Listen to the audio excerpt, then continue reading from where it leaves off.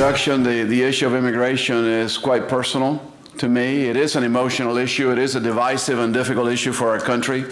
But for me, it gets rather personal. It's about my own story of living in America, my own story of coming to America and having the opportunity to live and experience the American dream. In my case, my parents were desperate for me to have a better life, to live in freedom, to have an opportunity to do the things that I could not do in my own native country, and so that's why I ended up here. The story of different immigrants and different places in this country are all following different tracks, and it is a part of the fabric that has made America what it is today. It is a part that is so ingrained in our history, and that is a part of making America the kind of country that we have believed in for so many years, a country of immigrants, a country that has been woven together by the fabric of our diversity. And that continues to be true today. People come to this country to seek hopes and dreams, and the immigrants that come to this country today, many, many of them legally, as part of a business or educational endeavors, some, and lately more and more illegally, come to seek their own version of the American dream. So because of my own personal story and because of the fact that I felt so passionately about this issue, I became very much involved in the congressional debate about the issue of immigration. The fact is that I have, for the last several months, been deeply involved in the immigration debate in the United States Senate and in the Congress. The one thing for sure, as we began to look at this debate, is the fact is that our immigration system today is broken. We're dealing with a broken system. It doesn't work, and that's why we've had all the problems we've had. In fact, it's a system that has allowed an illegal entry into the country to be a part of the deal. And then the illegal entrants have had an opportunity to work for an employer who looks the other way because he knows they're illegal, but it's good for business, and everybody goes on. And this has gone on for years and years, and now we've come to a problem which is a day of reckoning.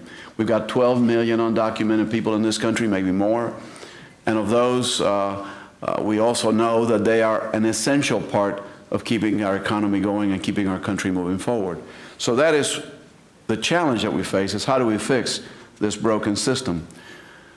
Well, the Congress didn't exactly pass the test, in my view. The President set a challenge out there for us that we should do a comprehensive immigration reform, that we should look at immigration comprehensively, that we should look at this problem in a broad spectrum of how to solve it, not just as an issue dealing with our border. We didn't quite get that done. The Senate passed a bill in which I was deeply involved in, is Senate Bill 2611. Not a perfect piece of legislation. I'm sure that Congressman Mazzoli, as he looks back to what they did in 1986, these things are not easy to put together. Many conflicting factors, not easy to craft a perfect bill. But the Senate bill kind of got it about right, in my view. Sure, it's easy to nitpick about this version or that portion of it.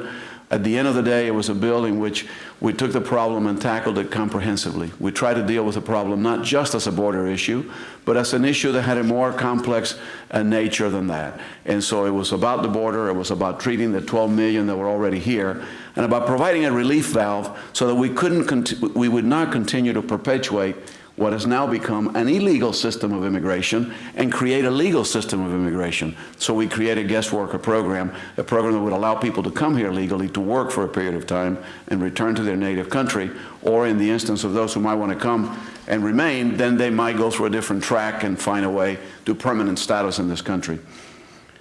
So that, to me, has been the hallmark of what we needed to do.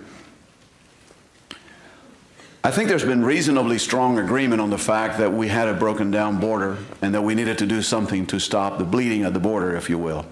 In the days after 9/11, when our country is understandably concerned about issues of national security, it's understandable that we would control and have a sense of assuredness about making sure that the border was secure.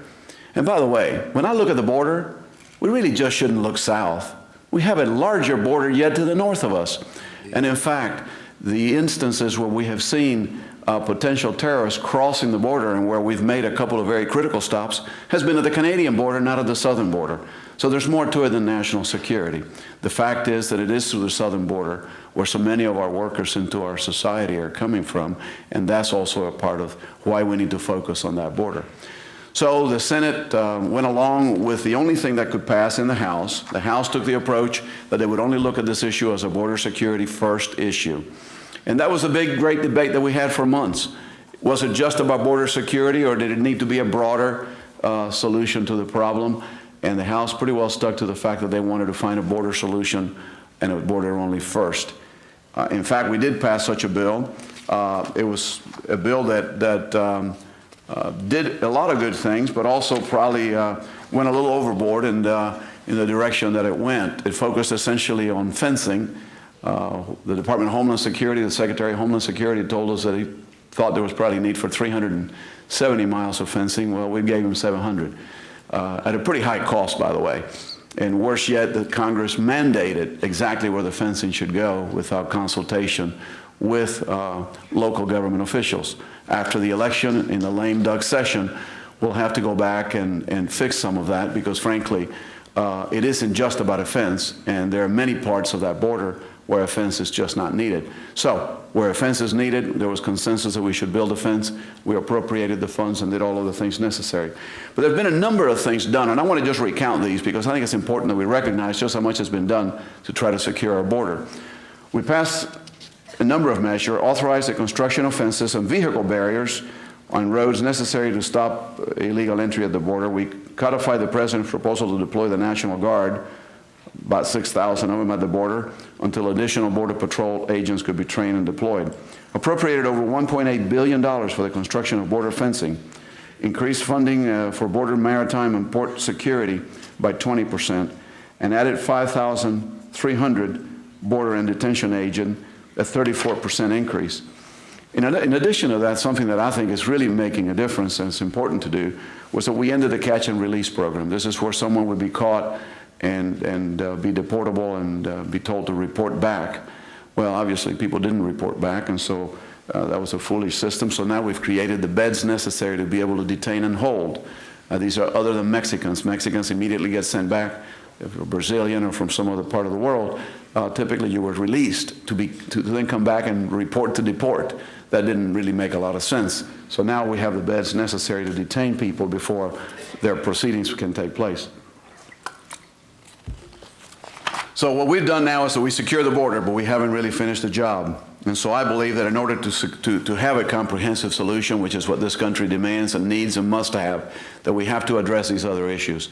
I'm hopeful that during the lame duck session, which happens a week or so after the election, that we'll have an opportunity to come back and to finish the job and to do what we never did, which is the House and the Senate sit down and do a conference committee on how to bridge the gap between our two bills. We could never get the House to come to a conference committee.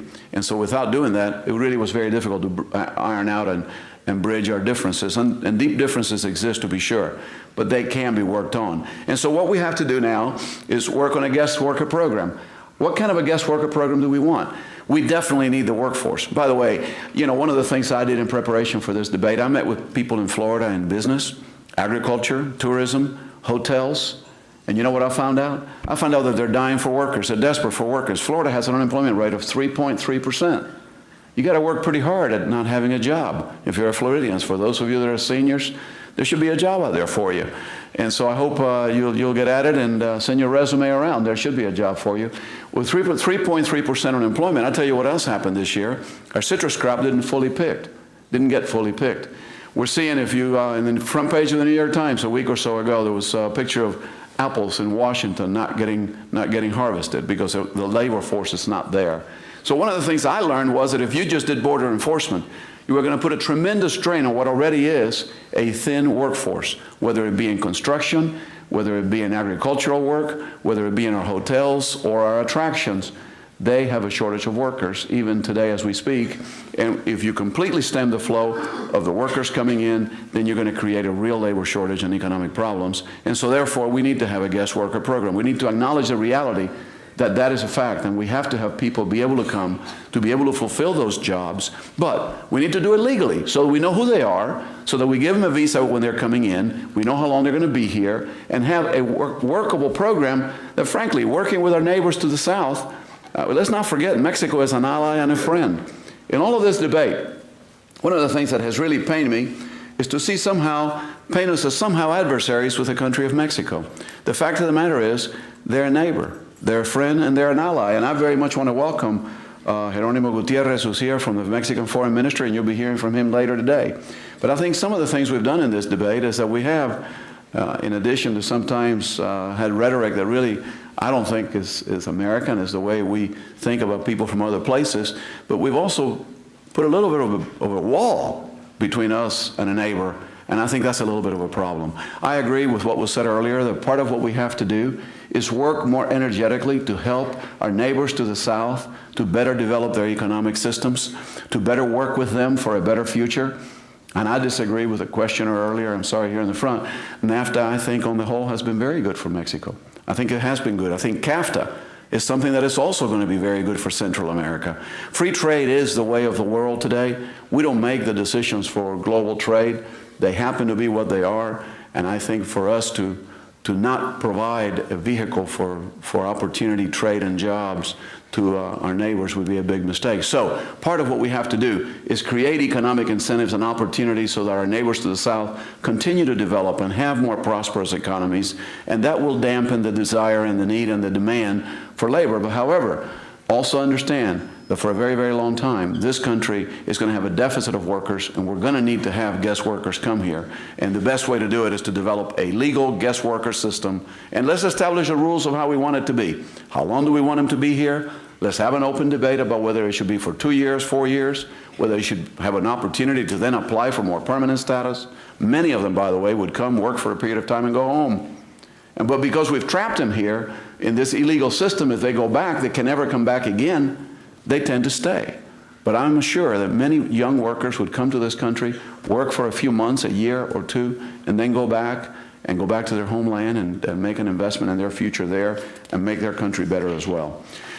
When we talk about border security, let me also help you understand 40% of the 12 million people that are in America today did not come by crossing the border illegally. They came here through Orlando International, Miami International, or some other airport or port of entry, and after being here with a valid visa, overstayed their visa.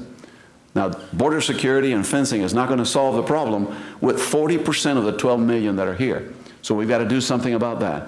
We've got to find a way that we can regularize the status of those that are here now and that do not have papers. And so we cannot do it with amnesty. That's unacceptable to the American people. Nobody wants to see amnesty. The question is how we define amnesty. What do we call amnesty? For some, the only alternative would be to deport.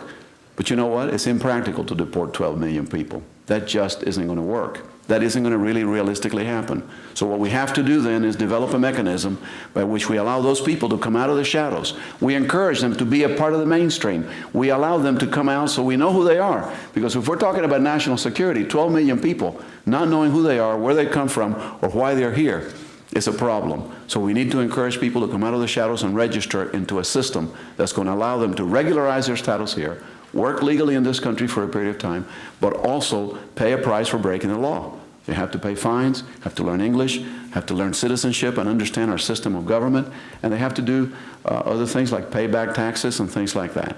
Now, the penalties can't be so onerous as to make it so overwhelming on people that are, for the most part, working hand to mouth to where they won't come out of the closet or from under the table. And so what we need to do is create a series of incentives and disincentives that make it clear that illegal entry will not be condoned, but that at the same time, we also understand that we need to have their status regularized in this country. Whether it provides a path to citizenship or not, that's part of the debate we need to have in the Congress. But at the end of the day, and I guess my time is up, I believe it's important that we come together as a country on this very divisive issue, that we understand that we're a country of laws, but also a country of immigrants, and that we try to reconcile that issue in a way that makes us proud to be Americans, that continues the traditions that we've had of being a welcoming and strong country, but at the same time a country that obeys and has respect for our laws. So thank you very much. I look forward to your questions.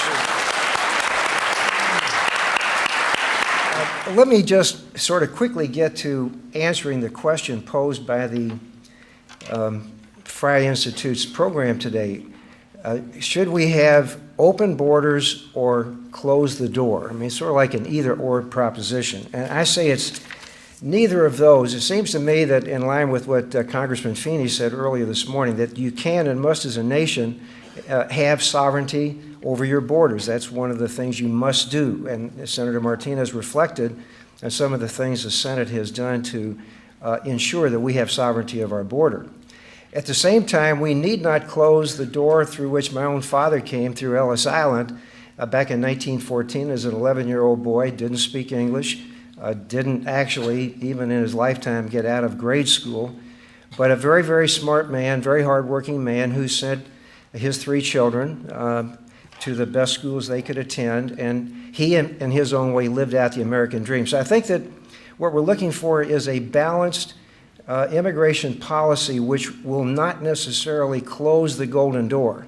It's very important. Senator Martinez talks about today the American dream is being lived out in many ways by many different people in many different venues, and we cannot end that. We need to maintain it. At the same time, we need to have sovereignty of our borders, and that's not an easy balance to strike.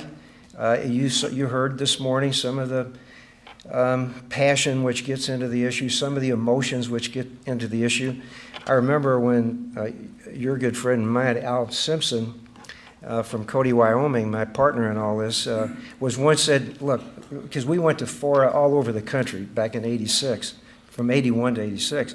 He said, look, I will argue anybody on any ground for any length of time, provided that you do not quote Emma Lazarus's poem at the base of the Statue of Liberty. Because once you quote her poem, in comes the emotions and all the other things which make it very difficult to talk rationally about this very difficult issue. But Senator Martinez has very, very adequately outlined the issue. Do we do only border security and then await another day to do guest worker, to do some form of triggered or tiered legalization? Or do we try to do a comprehensive bill, which is my preference, and I'll talk for just a moment about that.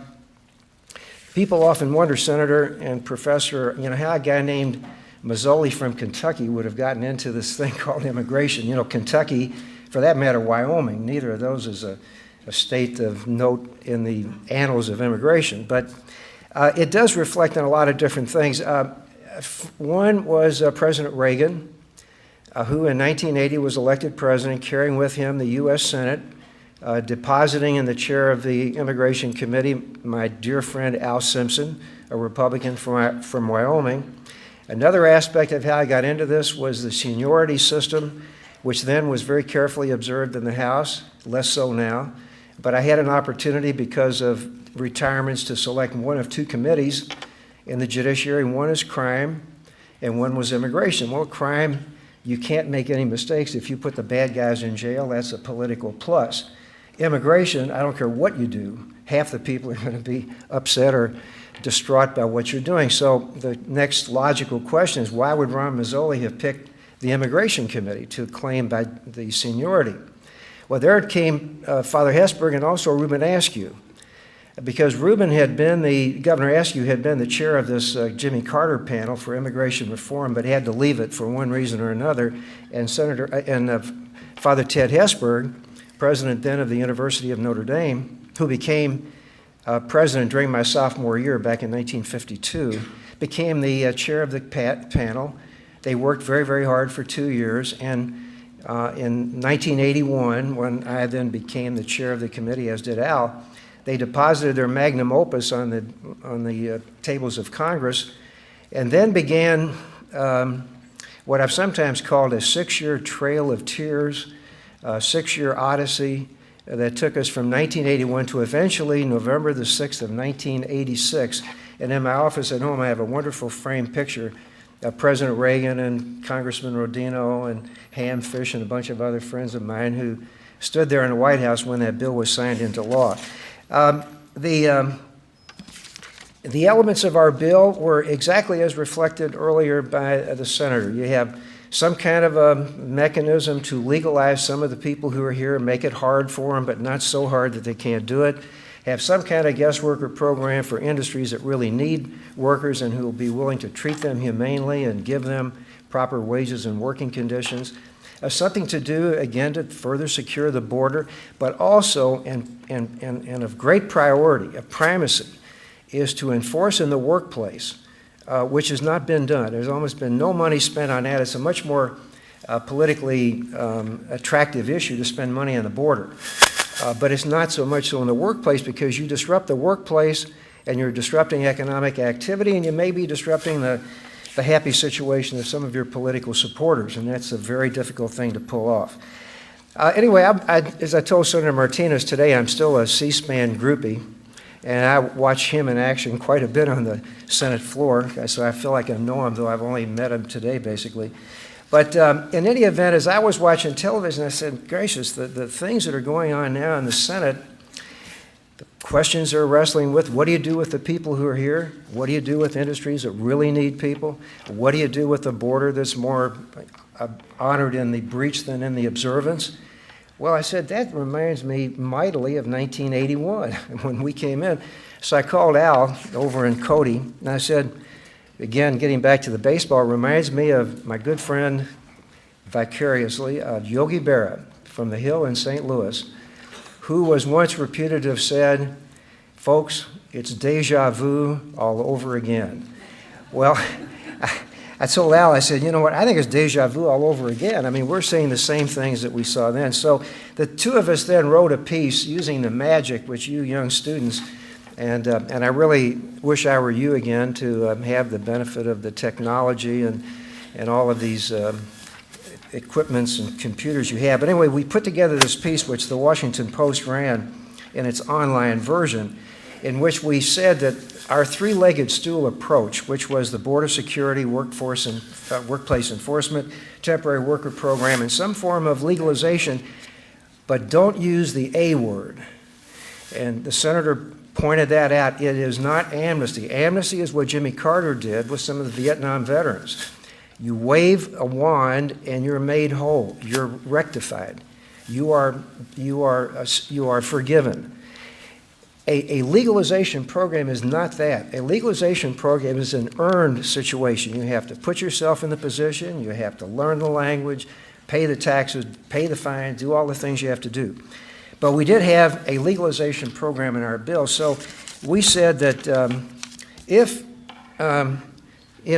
our bill, and some claim that our bill of '86 was not as effective as it ought to be, and just like the senator said, I mean, any bill could be improved, and ours certainly could be. But with due allowance for the pride of authorship that Al and I have in the '86 Act, the fact is that the Senate, a group of 100 very carefully thought out people who had before them the wisdom of a lot of experts and people and the Library of Congress and all the past actions of Congress, when they came up with a bill, and the one that the senator supported, which is essentially modified version of the three-legged stool approach, I'd have to say that that would say that our bill certainly wasn't badly designed, that the design flaw was not there. What was there, is also reflected on by the senator, is the execution flaw. Failure to put money in the border, failure to put money in high-tech surveillance, failure to put money in both investigating and in prosecuting workplace violations, because there are a lot of employers who use people, exploit people because they can, throw them overboard when they need to, but they're the ones that ought to be gone after remorselessly, and you'd solve a big part of this problem. And one thing that was not done, and I hope that if the Senate and the House can one day come together, and I do hope they can, there needs to be more work done on what Al and I began but never was implemented, and that's a fail-safe, tamper-resistant kind of identifier. Now, whenever people say identifier, they conjure up national ID cards. They talk about South Africa back in the apartheid time. You don't have to have that. I mean, people like Father Hesburgh, whose civil rights and human rights credentials are impeccable. I mean, he got fired by President Nixon because he was so ardent in his behalf of that. Barney Frank, who's still in Congress, whose civil rights and human rights credentials are impeccable, believe that you can have an identifier which is not a national ID card, but some kind of a tamper-proof identifier so that the legitimate employers, of whom there are most, They constitute the pool of employers. They want to do a good job, but currently there's about 100 different pieces of paper that can be dangled in front of their face, and it's confusing to them. They're not document experts. They're not supposed to be document experts. They can't ask too many questions for fear of discriminating against people because of accent, color, race, whatever. But they have to have some mechanism so they can identify without question who can work and who cannot work. Once that's in place, then you can really go at these employers without any question of hitting the wrong person. And I think you'll then have sort of the modern day, 20 years later, exactly 20 years to the year, a modern day version of what we would call the Simpson-Mazzoli bill, and I think you'll have a very balanced and I think a very effective immigration policy. Senator, you talk about your personal experiences as living under dictatorship. My parents, they were once immigrants. They were born in Manila in 1955, and they left during the Marcos administration, so they too know what it's like living under dictatorship. One of my concerns about this whole immigration debate, it's been squarely focused on Hispanics. I'm also concerned about immigrants of other ethnicities like Asians. I'm wondering, are they being taken into consideration like the Hispanics? And the legislation is out there right now. How are they going to be able to benefit from that? Well, I don't think there's any, this legislation does not have the type of quotas based on nationality that our country has utilized from time to time. Where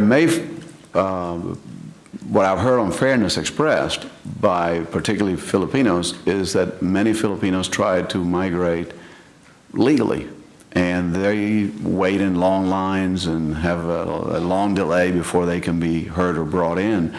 And certainly that's a problem. We have to work at our legal immigration system in making the legal side of it work better so that we can process people more fairly and more timely so that we can allow what is a legal system to then work. It would be understandable if someone in the Philippines had a 5-year wait, that at some point they might decide to buy an airplane ticket to Mexico and pay a coyote and get over here in about 6 months or 3 months or 2 months, as opposed to waiting 5 years. So there's a disincentive in following the law now because our system is so broken down. So in addition to border security, in addition to a guest worker program and all that, we've also got to make our legal system work even better. You know, our country has benefited greatly from scientists who come from other countries to do graduate work here. In the post 9/11 environment, it's become very difficult for them to get visas. We need to fix that. We need to make sure that those that are for legitimate purposes coming here to do graduate work and whatnot, that they also have an opportunity to come legally speaking. So I think this is a system of why it maybe sounds like it's focused on Hispanics. It's only because there's such an overwhelming number of Hispanics coming across the southern border, but it is really something that treats all immigrants the same way, or nationalities the same way. If I might address that just momentarily, in our community of Louisville, Kentucky, we have many, many people from the Philippines, and many of them, as you know, would be nurses and doctors and professional people. And so for them, there are certain categories that allow them to come in, but the senator is correct. Sometimes they get backlogged, and when they do get backlogged, people's patience ebbs, and then they take things into their own hands. But our Bill of '86 made no distinction between people of Hispanic background or any other people. If they had been here basically by 1982 and were clean in the meantime, save that they were here with no papers, then they were able to qualify and come forward. And I recall one senator, I was in El Paso, Texas, my only second time there, and was at the University of Texas El Paso's gymnasium, which used to be Texas Western. And those of us from Kentucky remember when Texas Western fielded an all-black basketball team against an all-white Kentucky team in the NCAA finals, and the all-black team won and forever changed the face of collegiate basketball. But in that stadium, 4,000 people were naturalized via the '86 Act, and it was one of the most gratifying days of my life. And in there were not just Hispanics, but people from all nations of the world. From what I heard about the Hispanics coming across the border, they're coming across to America, and they're speaking their language and not wanting to learn the American language. But when we go over to their countries, they make us speak Spanish. They refuse to learn English. This is not fair to us. What can we do? Because, this is not right. This is America. let me speak to that very clearly. I think that the language of this country is English. I came at age 15. I didn't speak a word, well, maybe a word or two, but I didn't speak functioning English by any means. Dr. Fernandez was the same way. The fact is that when people come here, if they're going to be successful, if they're going to be a part of the mainstream, and that is what we must insist of our immigrants to do, is to continue in the traditions of immigrants throughout the history of this country who come here into that great melting pot. Your father or grandfather was his, Congressman Mazzoli's father. We become one of the whole. We don't remain as individuals, and we don't insist on only speaking the language that we came to this country with. What we must do is permit people to maintain their heritage, which I do, and I maintain my language, and I've tried to teach my children to maintain Spanish as a second language. It could be a great asset to someone. However, America's language is English. When people come here, they should honor that language and speak it. And if they want to be successful, they better do it.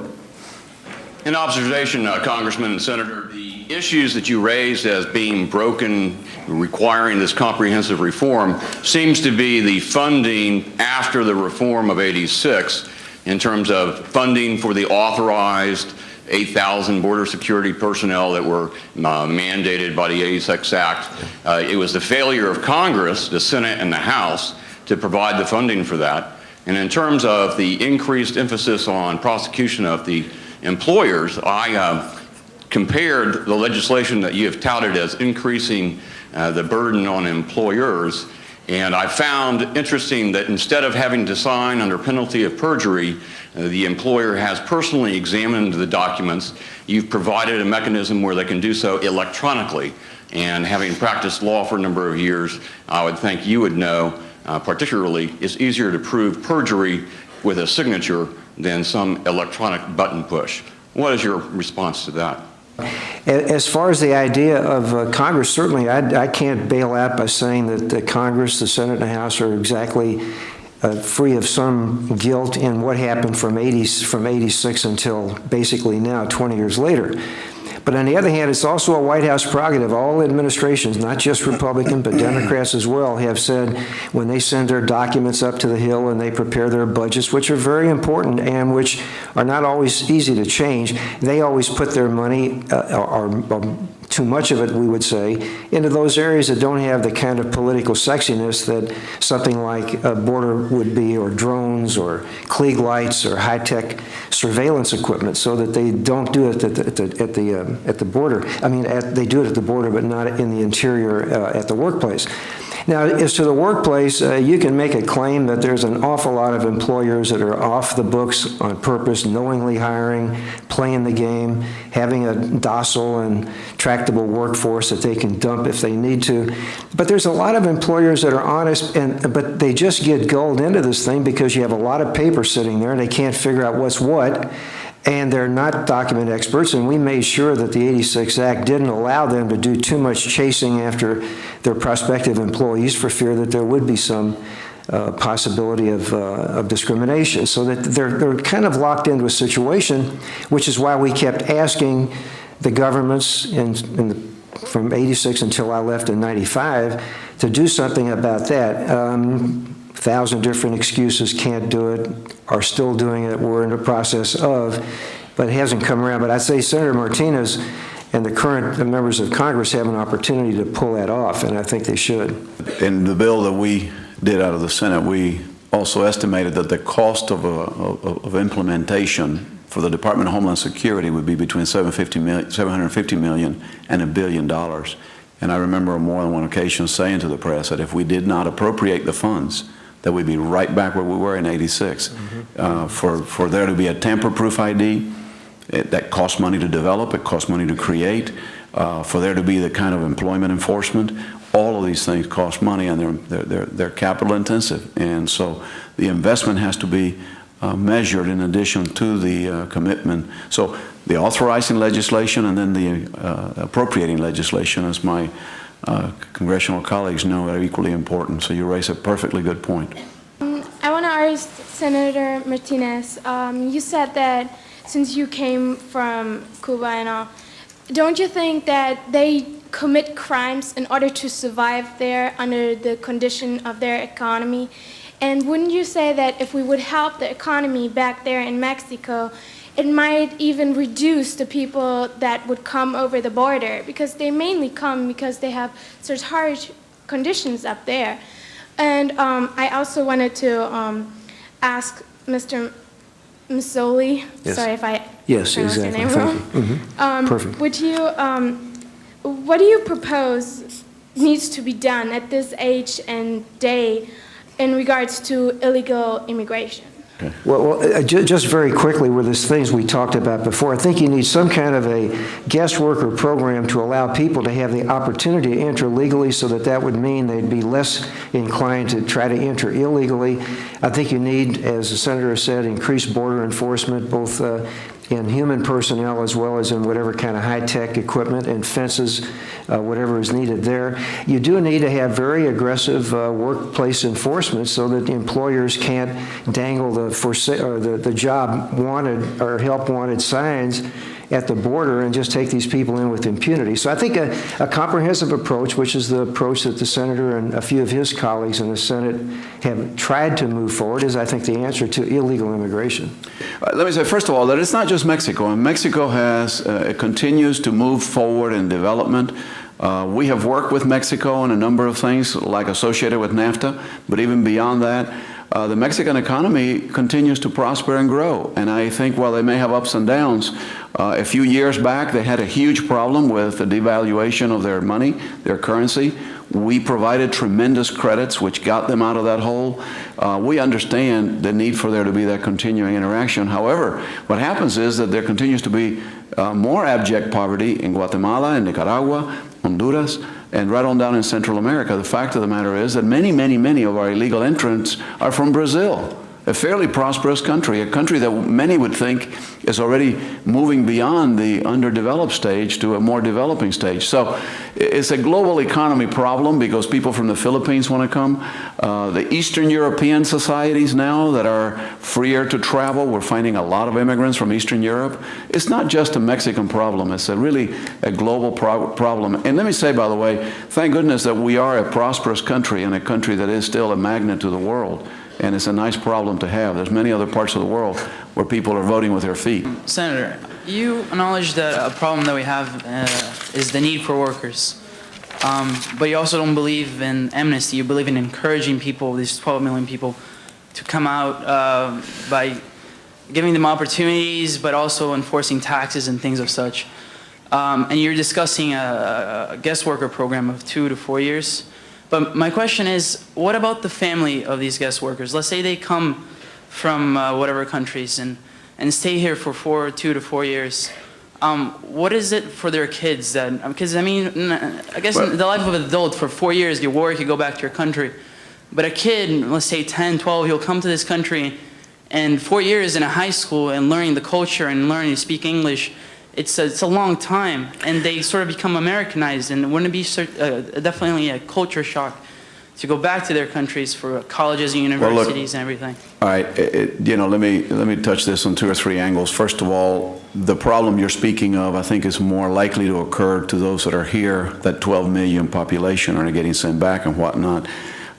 It's always a refreshing and good experience to travel to another country, learn another culture, learn another way of life, learn another language, and then return to your own home culture. So I don't see any great harm done to anyone by that experience.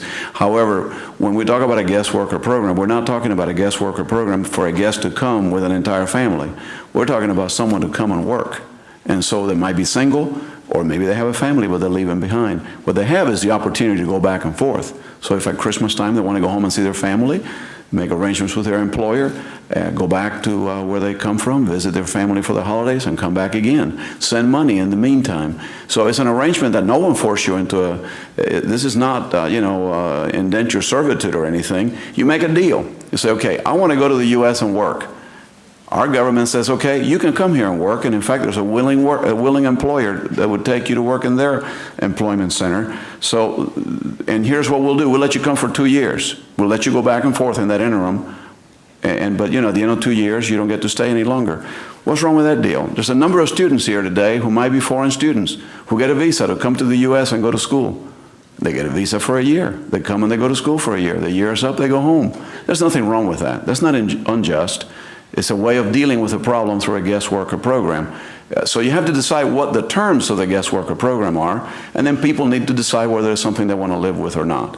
Do you want to be apart from your family for a period of time, or do you not? And if you do, and you want to go to work and make some money and save it and visit at home, that's great. So you decide what the rules of the game are going to be, and then you implement them. And that's really what we need to do. But then we need to make sure that we implement them and that we have a tamper-proof ID and that we do the things for employment enforcement and all of that. One of the things that has kind of rankled me as we go through this, you see people who are very vehement about punishing these illegals that have come here illegally. We seem to be punishing the weakest link in the chain. We're not saying let's punish the employer, every employer who ever hired an illegal worker. And we're not saying, how about the government who looked the other way for 20 years while we had an illegal system going on? So, what we need to do is understand that here there needs to be some proportionality about the punishments that we mete out and about how we go about having a program that's going to work in a way, frankly, as I said earlier, that's consistent with our values as who we are as a country and what our history and traditions have been. It's hard for most of us to remember this, but prior to 1986, there was a provision called the Texas Proviso, which in effect said that the employers could hire people with impunity without any regard for whether they're legal or illegal, because the only penalty could be for the workers, not for the employers. So in '86, we changed that. So now there's a penalty for employers. Now, clearly, some employers are still playing the illegal game, but the fact is that prior to '86, there wasn't a penalty. There is also something that scholars of immigration talk about, circularity, where in the days when you had programs that were basically where our border was porous, the Mexican workers and others could go back home and circulate, go back home, come here, go back home. The more we secure the border, the less likely it is that they can circulate freely, the more likely they are to bring their families in the first place. So what the senator is saying, if you have a guest worker program that allow people this circularity, go back home when they need to, be with their families, go home for holidays, for weddings and funerals, the less likely, some say, that they'll bring their families in the first place and then develop these very difficult family situations.